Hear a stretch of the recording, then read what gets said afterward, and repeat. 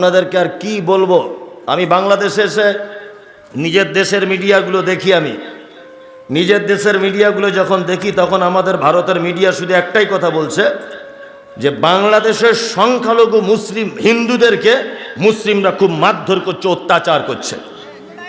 দাঁড়ান, আমি মেন কথাটা বলছি। খুব প্রচার করছে ভারতের মিডিয়া, করছে না? আর এই মিডিয়াদের কারণে ভারতের হিন্দুরা এখন স্ট্রং হয়ে একতাবদ্ধ হয়ে সেই প্রতিশোধ ভারতের মুসলিমদের উপরে নিচ্ছে। কিন্তু আমি মমতাজুল ইসলাম, আমি এই দেশে ভিসা পাসপোর্ট নিয়ে এসেছি, 3 তারিখে এসেছি। 31 তারিখ পর্যন্ত আমার লাস্ট মাহফিল আছে। প্রতিদিন মাহফিল, দিনে এবং রাতে। আমি যে গাড়িটা নিয়ে ঘুরছি, এই গাড়ির যে ড্রাইভার তার নাম সরজিৎ রায়। ছেলেটা একজন জাতিতে হিন্দু। আমি চাইলে কোনো মুসলিম ছেলেকে ড্রাইভার নিতে পারতাম, আমি নেইনি। এই কারণে নেইনি, আমি পছন্দ করিনি।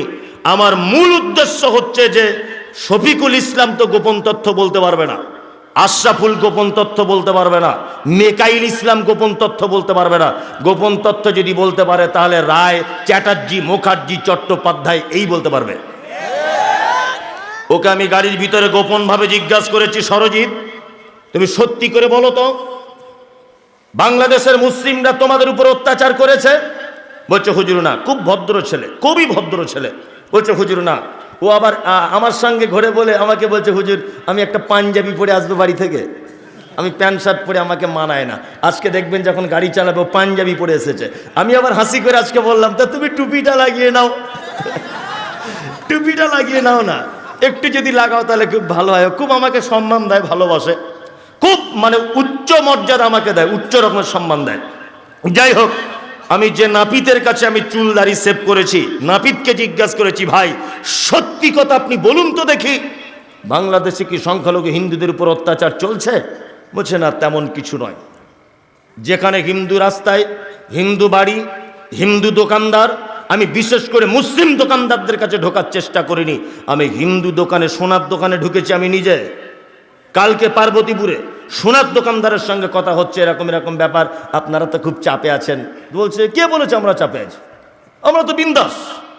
তখন আমি মনে মনে ভাবলাম, যদিও বা বাংলাদেশের মাটিতে কোনো হিন্দু লোকের বাড়ি যদি একান্তভাবে ভাঙাই যদি হয়ে থাকে, সেটা রাজনৈতিক প্রতিশোধের কারণে ভাঙা হয়েছে, হিন্দু মুসলিম সাম্প্রদায়িকতার কারণে বাড়ি ভাঙা হয়নি। হিন্দু মুসলিমের ঐক্য আজও বাংলাদেশে রয়েছে, কিন্তু রাজনৈতিক প্রেক্ষাপটের কারণে হয়তো সে অন্য কোনো পার্টি করত। এখন যারা ক্ষমতায় এসেছে, 15 বছর নির্যাতনের শিকার হয়েছে, ওই আক্ষেপে হয়তো তার বাড়িতে ইট ঢাল কিছু মারতে পারে, কিন্তু সাম্প্রদায়িক ও হিন্দু আমি মুসলিম এই ভেদাভেদ নিয়ে কোনো মারামারি হয়নি বাংলাদেশে। আমি নিজে আজকে পর্যন্ত প্রায় 15 থেকে 16টা জেলা ঘুরেছি, আমার রিপোর্টে একটা হিন্দু লোক এই রিপোর্ট দেয়নি, একটা লোক রিপোর্ট দেয়নি। কিন্তু ভারতবর্ষের কিছু মিডিয়া, যদি আমি সে দেশের নাগরিক, কিছু মিডিয়া তারা খুব বেশি বাড়াবাড়ি করছে। এমন বাড়াবাড়ি করছে যে নরেন্দ্র মোদীর সঙ্গে আর ইউনূস সাহেবের যুদ্ধ লাগিয়ে দিল বলি।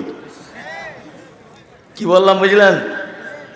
হ্যাঁ, শুধু মনে হচ্ছে আমার যে মিডিয়ার মনে হয় যুদ্ধ না করে ছাড়বে না, এমন একটা ভাবে মানে করছে। আচ্ছা, একটা কথা আপনাদেরকে জিজ্ঞাসা করি। কখনো কখনো বলছে আমরা পেঁয়াজ দেবো না, আদা দেবো না, রসুন দেবো না, আলু দেবো না, চাল দেবো না, ওই ফারাক্কার বাঁধ খুলে মেরে দেবো, হাবি যাবি, এসব বলছে। আপনাদেরকে একটা কথা বলি,